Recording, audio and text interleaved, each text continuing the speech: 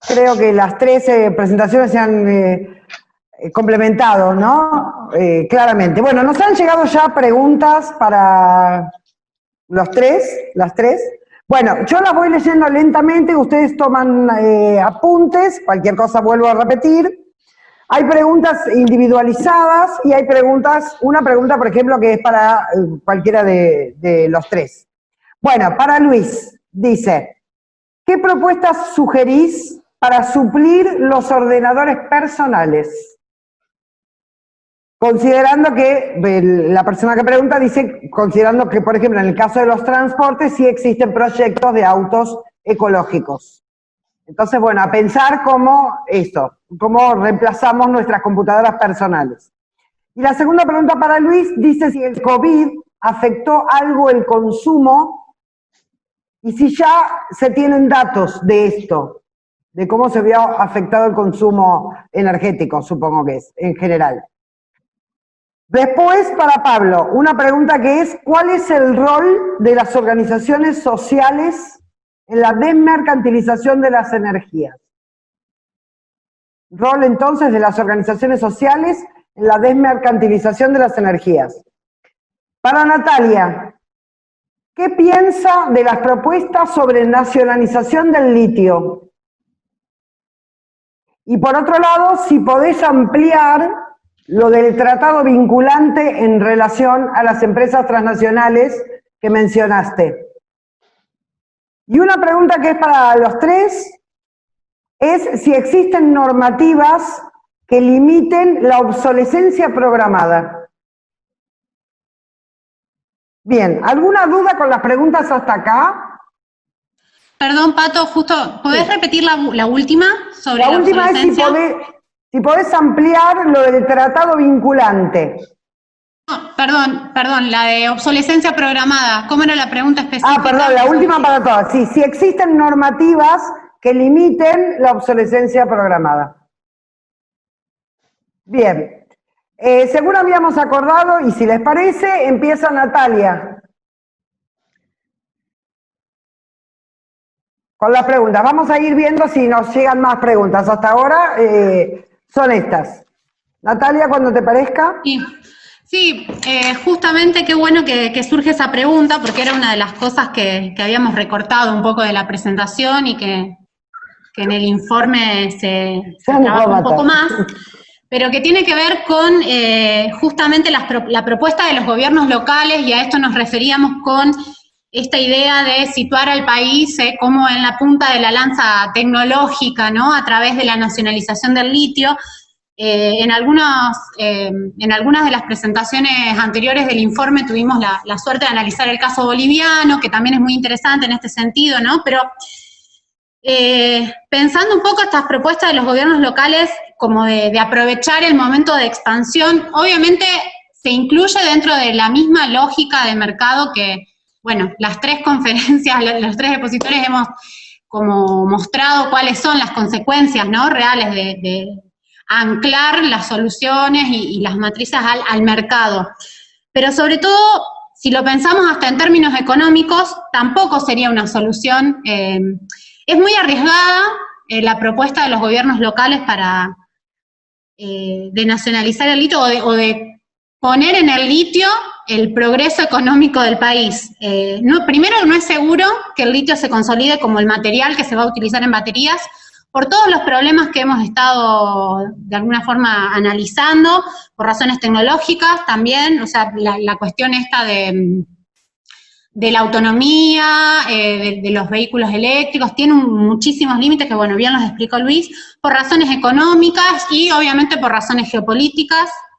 Y bueno, uno de los análisis por ahí financieros temen la creación de una burbuja, ¿no? O sea, de que se esté, como ya pasó con otros metales, que se esté sobreestimando de alguna forma la demanda, haya una sobreoferta, haya un sobreendeudamiento de empresas mineras, ya sean nacionales, privadas, eso, y por supuesto que el precio del litio en algún momento se derrumbe frente a alguna otra alternativa que salga y que le pase, digamos, lo adelante en el camino hacia el cambio de matriz energética. Por ahí irían algunas de las respuestas a estas propuestas de nacionalización del litio, aparte, o sea, sin meternos en todas estas cuestiones de que tendríamos que ver cómo resolver si la nacionalización del litio es la respuesta a todas las afectaciones ambientales que hemos, ¿no? Que hemos estado, ambientales, sociales, que hemos estado describiendo. Y obviamente no hay forma. O sea, si me preguntan a mí, si nos preguntan al equipo, no poner en la balanza la nacionalización y la ganancia económica del país, que ni siquiera está segura, frente a el desastre ambiental. Eso por un lado. Y en cuanto al tratado vinculante, bueno, sí, el informe, de alguna forma dejamos de lado en esta presentación la perspectiva del informe que venía al principio del análisis de los instrumentos internacionales que buscan que las empresas de alguna forma se hagan cargo y se responsabilicen de las afectaciones a los derechos humanos, ¿no? Y en este sentido analizamos, bueno, varios de estos instrumentos. Por un lado, los principios rectores de las Naciones Unidas sobre derechos humanos y empresas. Analizamos las directrices de la Organización del Comercio, la Organización Mundial de Comercio, de la OCDE. Analizamos la iniciativa para la transparencia de las industrias extractivas. Bueno, distintas herramientas.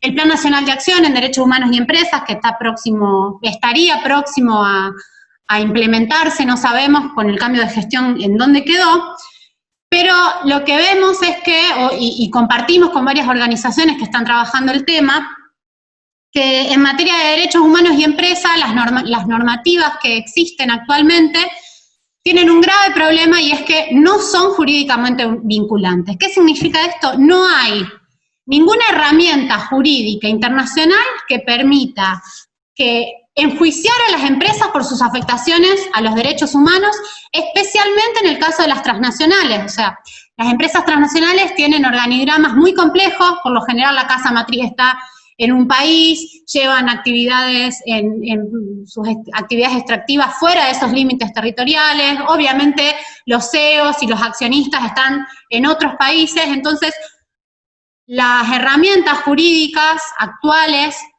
con toda la organización política, ¿no?, las fronteras nacionales, impide muchas veces llegar a enjuiciar a los responsables directos de las afectaciones de derechos humanos. Y los instrumentos jurídicos, los instrumentos internacionales en derechos humanos que existen hasta el momento no hacen frente a esa situación. El tratado vinculante es una propuesta que se está llevando adelante desde distintas organizaciones de la sociedad civil a nivel mundial. La Organización de las Naciones Unidas está involucrada en el debate, los países, los estados también están involucrados en los debates, pero, bueno, lo que están marcando las organizaciones de la sociedad civil es que las empresas están más que nada involucradas en los debates, y los diálogos que se llevan adelante siempre tienen, bueno, la asimetría de condiciones en la participación, ¿no? O sea, el hecho de que hasta el día de hoy no contemos con herramientas jurídicamente vinculantes que permitan atribuir responsabilidades a las empresas y a los dueños o accionistas de las empresas en materia de derechos humanos, nos está mostrando justamente esto, que las condiciones reales de toma de decisiones a nivel internacional están claramente afectadas por las condiciones de asimetría económica y política. Entonces, hacia eso va la campaña por el tratado vinculante, a generar, por un lado, esta normativa jurídicamente vinculante a nivel internacional, y quizá están trabajando esta cuestión de que haya un tribunal internacional con alcance, con posibilidad real de llevar adelante esta normativa.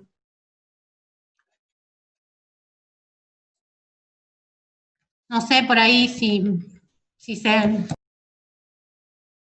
Quedó algo, a ver, unos 5 minutitos para que cada una cierre.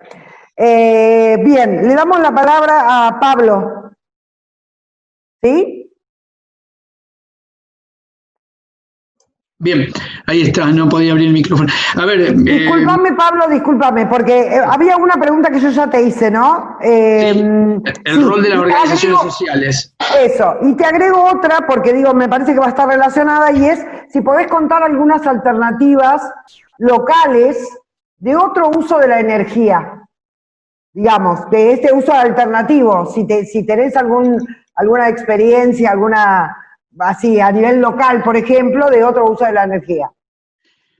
A ver, primero, dos cuestiones básicas. El rol de las organizaciones sociales en desmercantilización no resulta fácil, parece un título complicado. De cualquier manera, a ver, lo primero que pienso es, posiblemente uno de los temas centrales es que habitualmente lo que nos ocurre, habitualmente digo, en las organizaciones que trabajamos, etcétera, es que no asumimos la energía como un problema propio sobre el cual podemos interactuar en el día a día o en lo cotidiano, en la posibilidad. Me refiero a no asumimos esta idea de que la energía es parte de nuestro proceso diario de todo, y esto tiene que ver con la posibilidad, en definitiva, de hacer algo frente a eso, ¿no? Hacer algo desde lo individual hasta lo colectivo, frente a esa cuestión. En ese marco, uno puede después visualizar que hay experiencias de comunidades y organizaciones sociales que han abordado o se han hecho cargo del problema de energía porque tienen un inconveniente, porque no tienen energía, porque no acceden a eso. Y entonces podemos ver comunidades en Guatemala, en Colombia, en Argentina, comunidades que han desarrollado herramientas para producir su propia energía. Me acuerdo, ahora estaba revisando, o me acordaba de la experiencia de una comunidad Coya en Los Naranjos, en Argentina, que tiene una pequeña hidráulica que la sostienen ellos mismos, limpian los canales haciendo trabajo comunitario, etcétera, e inclusive determinan en qué horarios cortan la energía porque no le alcanza para todo. Bueno, a ver, claramente aquellas comunidades que tienen un problema frente a la energía, en muchos casos han hecho algo para resolverlo y en muchos casos han resuelto bajo mecanismos no necesariamente mercantiles, sino básicamente vinculados a necesidades, y han desarrollado modelos de gestión, en definitiva comunitario, con grises, con cosas buenas, con cosas malas, criticables, etc. Digo ejemplo, la comunidad Coya esta de Los Naranjos, en un momento decidió cortar la luz a determinada hora de la noche para que los chicos no se queden en las esquinas tomando cerveza en el pueblo, por ejemplo. Después habrá que discutir si esto es bueno o malo, etc., pero una decisión de la comunidad, en ese caso, por ejemplo, y es cortar la energía, era la decisión. Ahora, esto en el caso de aquellas comunidades que la energía era un problema, asumieron el problema y resolvieron la cuestión, en muchos casos con grises y embarrándose, con una mirada tal vez no mercantil. Y hay experiencias comunitarias de este tipo. Yo creo que hay que mirar ahí las experiencias de gestión, básicamente, la experiencia de gestión comunitaria. Ahora, el grueso de las organizaciones y movimientos sociales que están en realidad la energía no representa un problema para el cual en la mayoría de los casos sea un objeto de acción. Me parece que ahí hay un trabajo que debemos hacer para plantear en todo caso cuál es la disputa que debiéramos dar desde las organizaciones populares, movimientos sociales, para disputar esta cuestión evidentemente de la energía, y que en lo cual posiblemente hay muchos puntos de entrada. La pobreza energética es un punto de entrada, la desigualdad energética, las dificultades que hay con el acceso son un punto de entrada que posiblemente nos permitan discutir y poner en cuestionamiento el tema del sistema posiblemente, y a su vez nos permiten posiblemente pensar,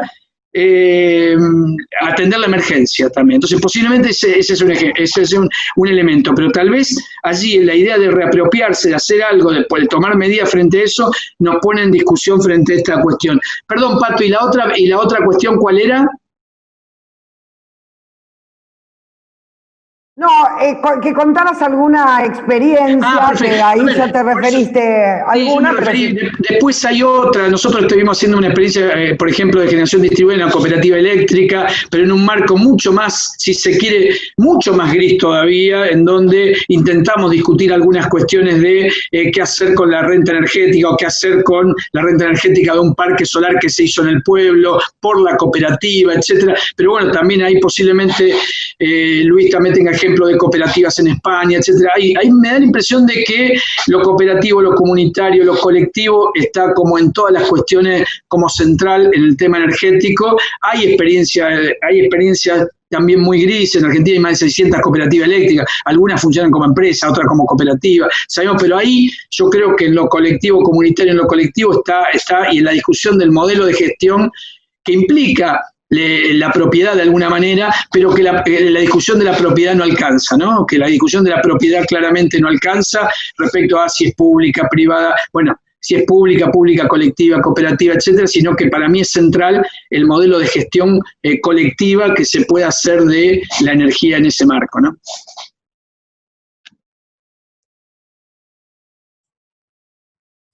Tenía sus dos preguntas. Vale, lo que tiene que ver con lo de los ordenadores, la verdad es que creo que es una pregunta muy pertinente porque nos podemos imaginar que nos quedamos sin coche privado y utilizamos el transporte público, otra serie de medios y demás, ¿no? Pero que nos quedemos sin la computadora es algo que nos cuesta bastante más, ¿no? Está dentro, pues, en gran parte de nuestras rutinas diarias, ¿no? Y nuestras formas, ya no solo de trabajar, sino de gestionar nuestro ocio. Bueno, es un imaginario muy asentado, por lo menos a este lado del Atlántico, yo sospecho que ese otro también, ¿no? Entonces, yo creo que es una pregunta que inquieta, ¿no? Dentro de esto. Y varios niveles dentro de esa pregunta. El primer nivel es no agrandemos el hoyo, no lo pongamos cada vez más difícil. Ahora mismo hay una disputa por el despliegue del 5G a nivel global. El 5G en absoluto responde a ningún tipo de necesidad social, sino que responde, pues, a una serie de necesidades, pues, de reproducción del capital. Por una parte, lo que tiene que ver con los negocios que significa la inversión, y por otra, pues, todo lo que abre, pues, una mayor velocidad en el traspaso de datos. Y esto, lo del 5G, no es ninguna tontería en lo que tiene que ver con, bueno, pues, con lo que estamos planteando de inversiones. Así que lo primero, paremos, pues, el continuar con esta historia. A continuación de lo que tenemos, bueno, pues pensemos qué realmente necesitamos y qué realmente no necesitamos.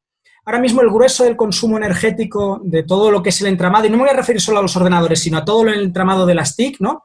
Está en todos los servicios en streaming, sobre todo en lo que tiene que ver con el visualizado de vídeos, películas, series y demás, ¿no? Pero también con guardar nuestros servicios, nuestras memorias en la nube y demás. Bueno, creo que este es un primer elemento al que meterle el diente de recortes, ¿no? Porque ahí está yéndose, pues, una parte muy importante del consumo energético. A partir de ahí, pensemos en lo que tiene que ver con el hardware, ¿no? Con lo que es la infraestructura. Bueno, hay distintos sistemas que nos permiten, pues, bueno, pues mantener una cierta interconectividad con Internet, con ordenadores más sencillos, ¿no?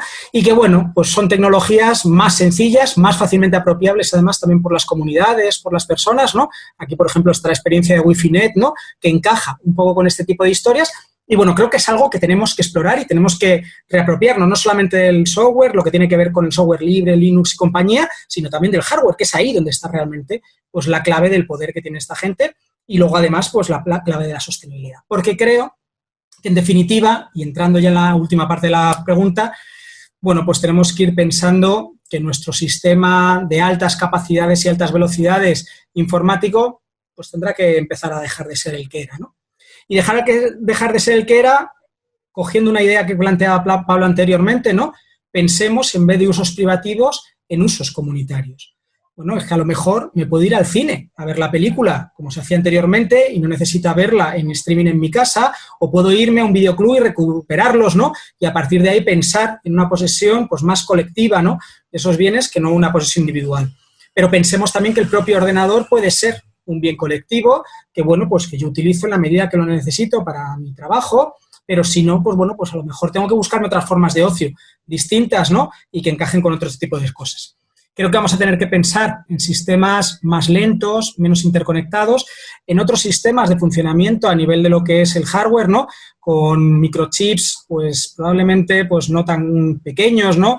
Pues que rompan esa tendencia de la ley de Moore, ¿no? Y sobre todo mucho más reciclables, que nos permitan tener, pues, durante más tiempo, pues, un ordenador, ¿no?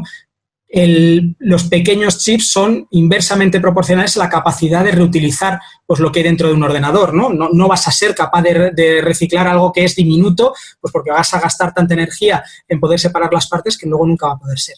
Así que necesitamos repensarlo desde el punto de vista de nuestras costumbres, del hardware y también desde el punto de vista del software.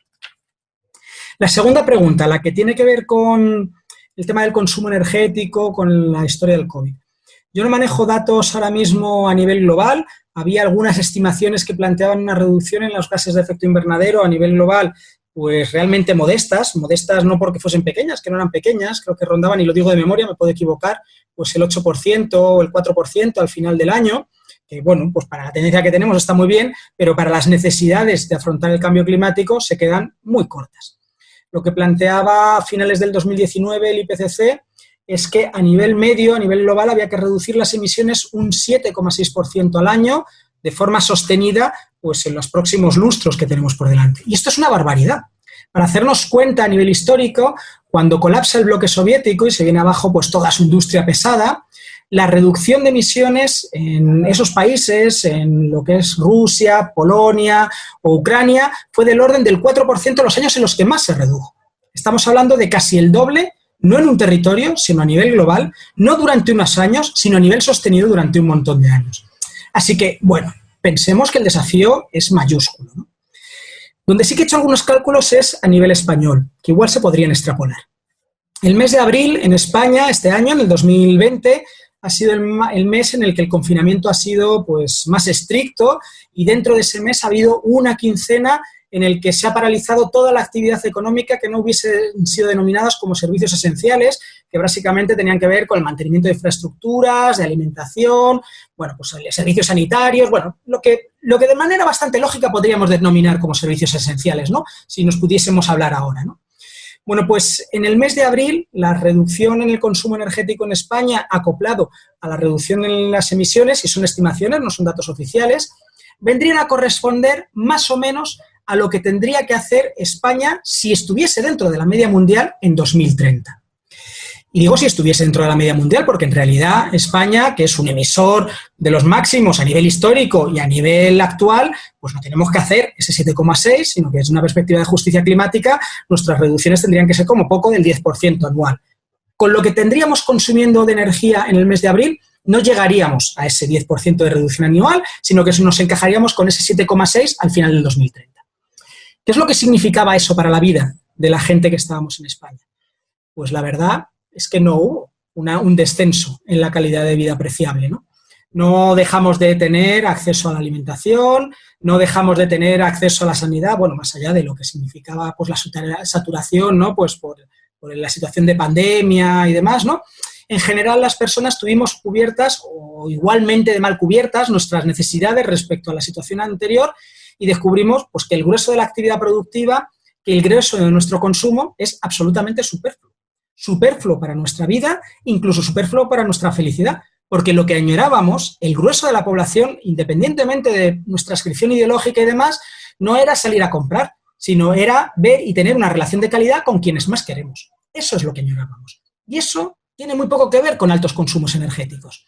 Así que para mí la conclusión es, las reducciones son muy drásticas, muy importantes, significan un tijeretazo muy importante a lo que es la actividad económica a nivel global, obviamente pues atravesadas por los niveles de injusticia que estamos, quienes tenemos consumos más suntuarios pues tenemos que reducir mucho más que quienes no, pero no tienen que ver necesariamente con una reducción de la calidad de vida, pues si entendemos la calidad de vida pues como elementos, como va a satisfacer nuestras necesidades básicas o tener un contacto íntimo con nuestros seres queridos. Yo creo que ahí tenemos un recorrido bastante grande. Y por último, en la última pregunta, bueno, y esto sin cambios grandes del sistema, ¿no? Que podríamos hablar de esto, que nos permiten reducciones mucho mayores. Y sobre el tema de la normativa sobre la obsolescencia programada, hasta donde yo sé, no existen normativas que la limiten, pero puede que existan, ¿no? Hasta donde yo sé, en España o en ningún otro marco a nivel internacional, ¿no? De leyes, bueno, de armonización, que yo sepa, no existe ningún límite y, de hecho, pues es por lo que existe la obsolescencia programada, ¿no? Y no hay ningún tipo de cortapisas al respecto.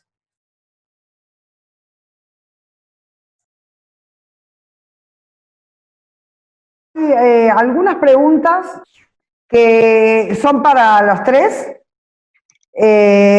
También tenemos que ir pensando que nos falta poquito para cerrar la actividad, entonces las preguntas las vamos a leer aquí en el chat porque era muy larga la intervención. Hay una serie de comentarios con algunas preguntas, lo podemos compartir. También hay algunas preguntas que en realidad serían para los tres, pero que digo, más allá de eso, pensar que después lo vamos a especificar, pero va a haber un taller que nos va a permitir terminar de compartir y analizar todo lo que hemos intercambiado en estas conferencias. Quiero decir que si quedan preguntas sin contestar, las podemos retomar. Después vamos a dar más la información más exacta y que vayan pensando que va a haber 5 minutos de cierre por cada una de quienes intervinieron, ¿no? De Pablo, de Natalia y de Luis. Así que, en principio, leemos así rápidamente. Y lo tienen aquí en el chat porque era muy largo. Si quieren abrir el chat, Nada, lo leemos así rapidito como para tener una idea, quizás puede ser el pie para que ustedes vayan pensando el cierre. Y después leo las 3 preguntitas que también son para cualquiera de los 3, o para los 3 en su conjunto. Aquí en el chat nos compartieron que dice lo siguiente: muchas personas dicen que la COVID-19 nos marcó a todos y que nos toma por sorpresa. Dicen también que todos de una u otra manera estaremos padeciendo la pandemia. Sin embargo, el crecimiento exponencial de BlackRock nos demuestra que el riesgo, la incertidumbre, la financiarización de nuestras vidas y la destrucción de la naturaleza siguen siendo potenciales para la acumulación de un selecto grupo. Considerando que las proyecciones de la OIT, que ya para el 2021 augura que la tasa de desempleados crezca al 5,5%, que el Programa Mundial de Alimentos estima que unos 265 millones de personas se verán en situación de hambre aguda, que aumentan los miles de migrantes día a día y que en estos meses hemos sentido como sur global una presión muy fuerte por parte de BlackRock. ¿A dónde consideran que nos lleva esto? ¿Qué lecturas de movimiento global analizan en estas búsquedas por un cambio de matriz energética verde? Además, en el caso argentino, se está intentando apuntalar la crisis con la ampliación de la extracción de minerales y en el mito del progreso basado en la tecnología, especialmente del litio. ¿Qué lectura tienen?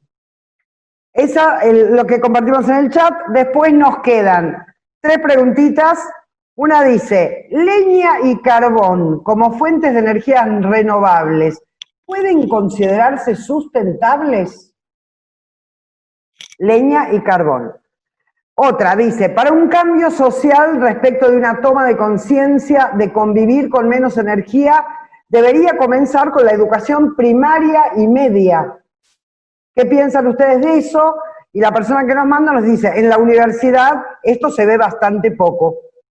Entonces, en relación a la educación, ¿no? Para tomar conciencia de la necesidad del menor uso de la energía, entonces, ¿cómo hacemos para que esto comience en la educación primaria y la educación media? Y después una, que si quieren podemos hacer otro seminario para contestarla, que es: luego del colapso, ¿puede existir autonomía energética? Yo creo que abrimos otro seminario para contestar. Bueno, la idea sería ahora, estos pueden ser algunos disparadores para pensar, que tienen, sí, 5 minutos cada uno para responder. Quizás algunas de estas preguntas les permitan pensar en compartir con nosotros y nosotras un cierre. No sé si hay alguien que quiera empezar, si no mantenemos el orden de esta última vuelta. ¿No? Natalia, ¿querés empezar?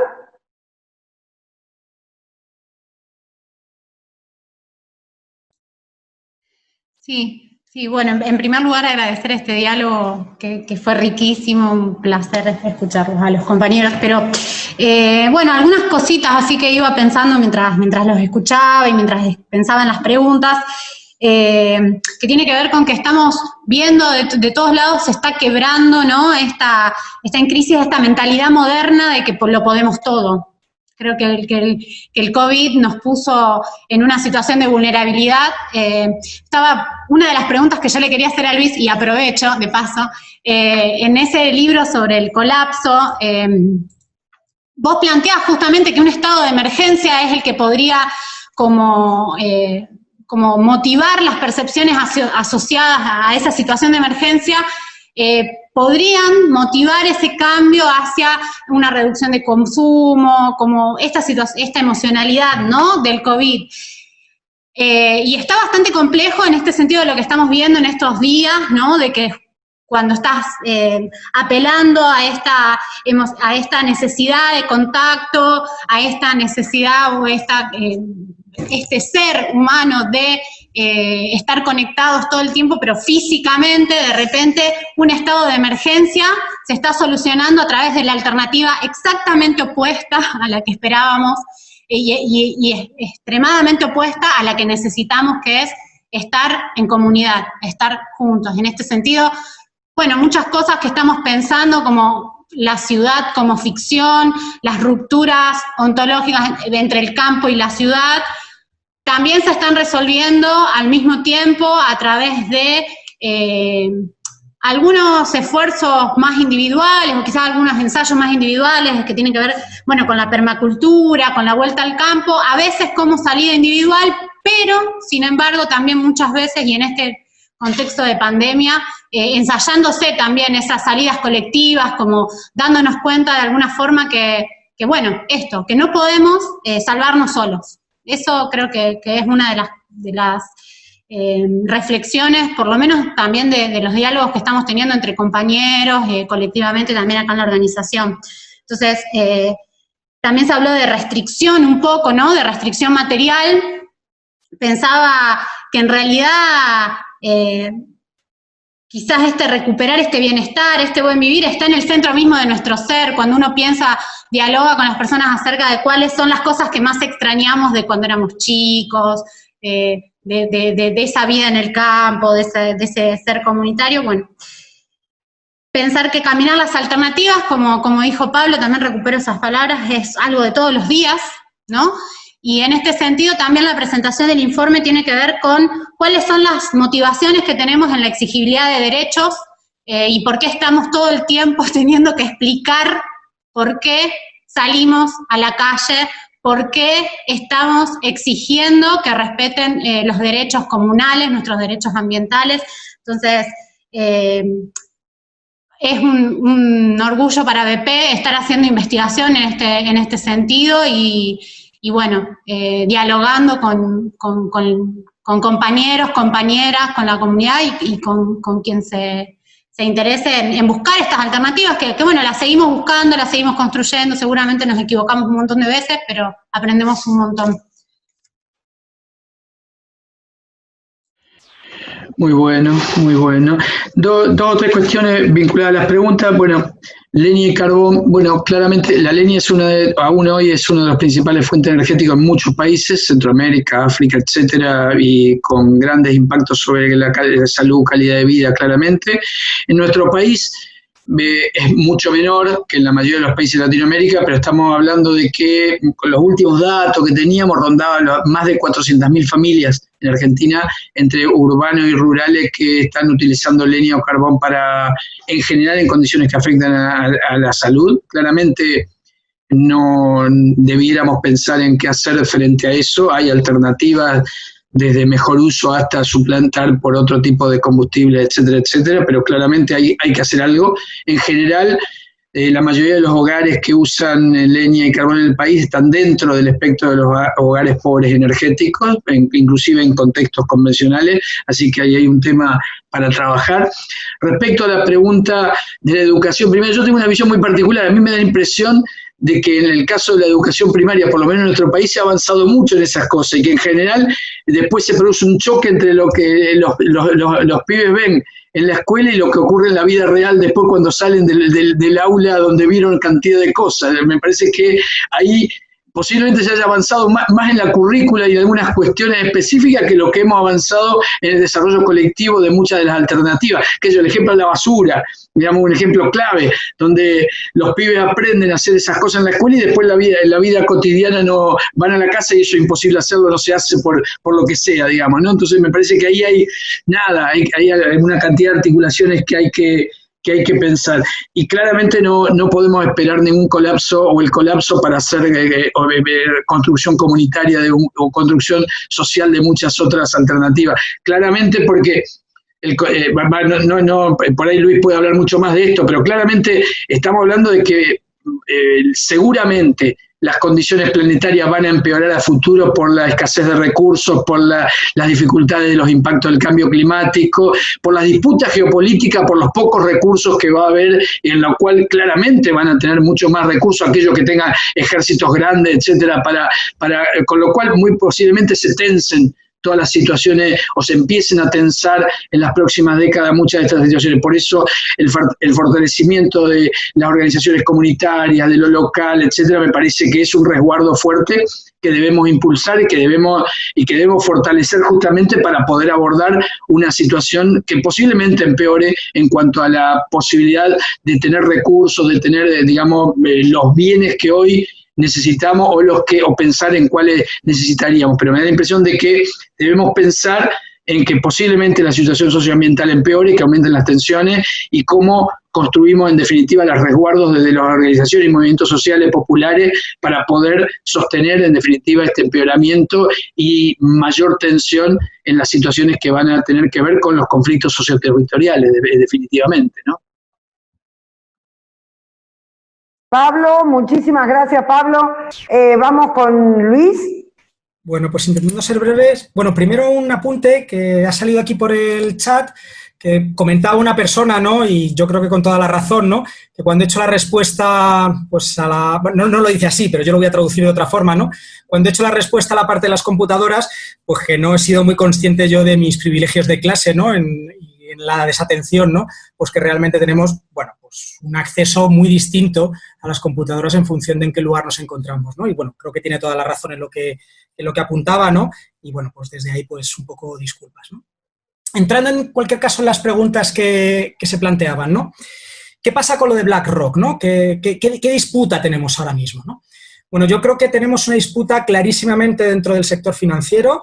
Hay una burbuja de deuda global que es absolutamente impagable y entonces cuando hay una burbuja de deuda que es impagable, pues lo que está en disputa es qué parte se paga, es decir, quién cobra y quién paga. Y esto no es baladí. Esto, y en América Latina lo saben perfectamente y en la ribera pues, del Mediterráneo europea pues también lo sabemos bastante bien en los últimos años, ¿no? Que viene pues acoplada con qué parte del ajuste estructural nos comemos o nos dejamos de comer, ¿no? Y estos son luchas sociales muy potentes y BlackRock no es un actor secundario ni muchísimo menos dentro de esas luchas. Pero en realidad el problema no es solamente en el ámbito de la economía financiera, en el que BlackRock sería pues probablemente la empresa prioritaria, ¿no? y más hegemónica, sino que es en general el funcionamiento del capitalismo, ¿no? De ver dónde se genera una plusvalía, dónde se genera una reproducción del capital que permita, pues en parte, devolver esas deudas y activar toda esta historia. Porque lo que observamos a nivel global es que hay una tendencia irregular, pero paulatina, de crecimiento en la capacidad de reproducción del capital, que habla de una crisis muy profunda dentro del sistema capitalista. Y esta es una disputa que tenemos abierta y que, desde luego, no se va a resolver así, sin más. Se resolverá con procesos de lucha complicados, duros y que, pues que van a generar, pues dolor, ¿no? Si esto lo metes atravesado, pues una situación de colapso sistémico como el que vivimos, pues nos habla de tiempos tremendamente convulsos, ¿no? Y en los cuales o somos capaces de articular luchas potentes o esa situación de colapso, pues con actores como BlackRock, nos va a llevar un desastre ambiental y social, pues mayúsculo. Así que yo creo que ahí tenemos pues mucho que trabajar, ¿no? En lo que tiene que ver con, lo de la leña y el carbón, como Pablo ha hablado de ello, pues no me extiendo más en ello, pero en cualquier caso el carbón en ningún caso va a ser pues sostenible. Otra cosa es el carbón vegetal, ¿no? Lo que aquí se llama picón, no sé cómo se llama ya, ¿no? Y que pues sí que tiene una capacidad de, con unos determinados usos adecuados, pues es sostenible. En mi pueblo ha sido el mecanismo de calefacción histórico de siempre, ¿no? Y que, pues se ha gestionado bien, pues con lo que son las disponibilidades de madera en la zona, ¿no? A nivel educativo, yo creo que los cambios que necesitamos tienen que ver mucho, yo trabajo en esto profesionalmente, ¿no? En la modificación de los currículos, pero no solamente la modificación de los currículos, sino sobre todo el dar herramientas al profesorado para que pueda trabajar con una mirada holística, integrando los temas ecosociales, pues junto al resto de elementos pues que hay que abordar, ¿no? En el aprendizaje de las personas. Y esto no es una trivialidad, esto cuesta mucho hacerlo. Pero más allá de eso, yo creo que aprendemos mucho en cómo actuamos. Aprendemos mucho de si tenemos un entorno que gratifica continuamente la competitividad, pues acabaremos siendo personas competitivas. Y si tenemos un entorno que gratifica mucho la solidaridad, pues acabaremos pues intentando trabajar desde una perspectiva del apoyo mutuo. Y esto se puede trabajar muy bien en la escuela, ¿no? No es irrelevante, por ejemplo, que cada cual tenga pues sus útiles de escuela, su libro, su lapicero, su bolígrafo, sus hojas, a que esto sea común y que lo tengamos que compartir dentro del aula. Las cosas que aprendemos son distintas en una situación de otra, y esto es un ejemplo nimio, pero podríamos pensar en muchos más. Yo creo que ahí hay un elemento muy importante en los procesos educativos. Sobre la pregunta que hablaba de la autonomía energética después del colapso, bueno, yo primero quitaría lo del después. Yo creo que el colapso es un proceso, no va a ser algo que vaya a ser súbito al chasquido de un dedo, sino que va a durar décadas. Desde el punto de vista vital, pues nos vamos a ir acostumbrando a distintas situaciones, pues cada vez más alejadas de lo que había sido a finales del siglo XX, pero bueno, hay que pensar en eso. Y yo creo que en ese proceso se nos abren oportunidades, ¿no?, de esa autonomía energética, porque en realidad las renovables son energías muy distintas de los combustibles fósiles. Son energías de acceso mucho más universal, pues el viento, el sol o incluso el agua, ¿no?, corre más que lo que podrían ser pues, yacimientos petroleros o carburíferos o gasísticos. Además necesitan tecnologías pues, más sencillas y desde ahí pues, una reapropiación, ¿no?, más universal, más fácil, ¿no? Y este creo que es un elemento que nos permite avanzar hacia la autonomía.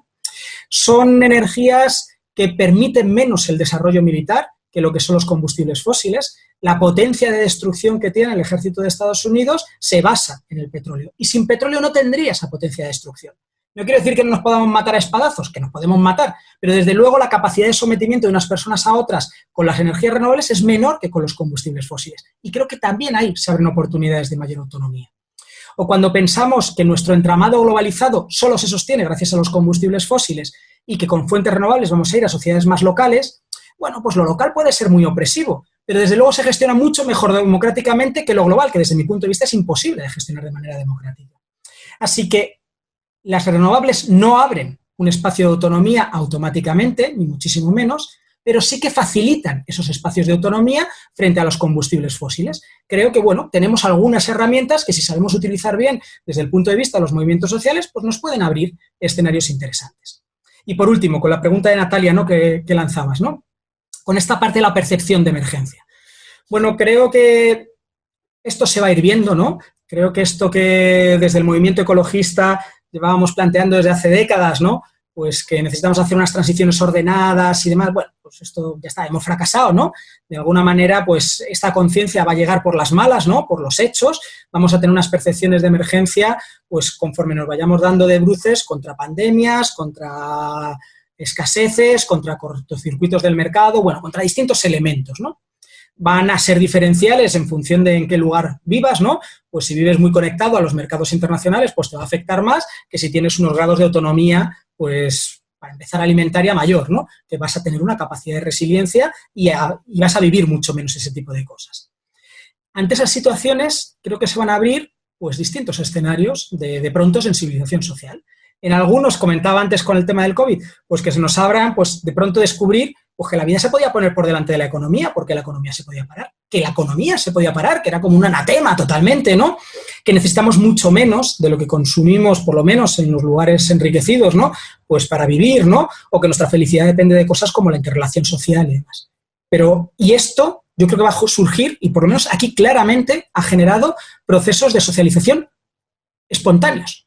Se han visto muchas redes de apoyo mutuo que, a pesar de que la gente estaba encerrada en su casa, lo ha hecho con sus vecinas y con sus vecinos del bloque. Lo ha hecho con la gente que se había quedado sin beca de comedor, pues por lo menos haciendo ayudas monetarias. Ha habido un montón de redes que se han creado de forma espontánea con este tipo de cosas. Pero no es lo único que se ha creado. También se ha creado, y esto ocurre en Europa, ocurre en América del Norte y ocurre en América del Sur, pues un auge muy importante pues de posiciones abiertamente fascistas que plantean que una parte pequeña de la población va a ser la que va a atesorar pues unos recursos crecientemente escasos pues para mantener unos niveles de vida pues absolutamente suntuarios. Esto lo estamos viendo aquí y ya digo, lo estamos viendo a nivel mundial. Bolsonaro pues es un ejemplo paradigmático, ¿no?, de toda esta historia. Así que yo creo que lo que tenemos por delante son, como consecuencia de esa percepción de emergencia, sociedades más polarizadas en las que va a crecer y está creciendo ya pues esas soluciones colectivas y comunitarias, pero a la vez va a crecer y está creciendo ya pues todo lo contrario, esa destrucción de la comunidad, ¿no?, en base a ese sálvese quien pueda, y es muchas veces quien pueda es mi grupo afín, mi comunidad, ¿no?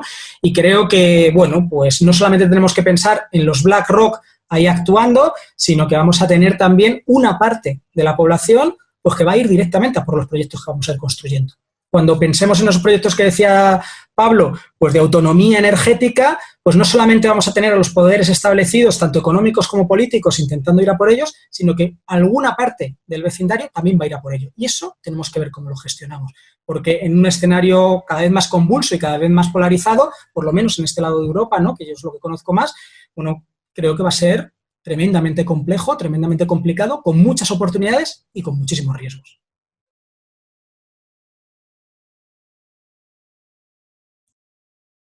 Horacio, que nos acompañó en todo, durante toda la conferencia. Queríamos preguntarte, Horacio, si querés en 5 minutos compartir algunas reflexiones con nosotros y nosotras. Bueno, gracias, Pato. No, sencillamente o simplemente decir y saludar y agradecer la importancia y la oportunidad de este encuentro.